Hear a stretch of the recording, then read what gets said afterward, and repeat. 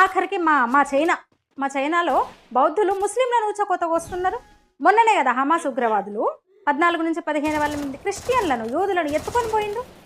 అరే ఎక్కడి నుంచో మధ్యలో వచ్చిన ఎడారి మతాన్ని ఇక్కడ మీరు ఈ హిందూ దేశంలో అనుసరిస్తూ ఆశ్రయం ఇచ్చిన సహనంతో భరిస్తున్న ఈ నేల మీద అరాచకాలు చేస్తామంటే ఇక్కడ హిందువులేమో నచ్చరు, ఇద్దరికి కూడా నచ్చరు, బయట ప్రపంచం అంతటా కొట్టుకు చచ్చేది మీరే.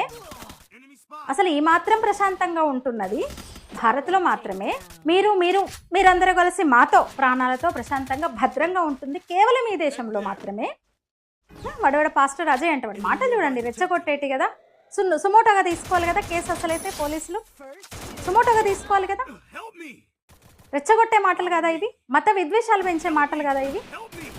అంటే ఈ దేశం పట్టదు, ఈ నేల మీద వేల ఏళ్ల నాడే పురుడు పోసుకున్న ఈ ధర్మం పట్టదు మీకు. మా పురాణాలను అవహేళన చేస్తారు.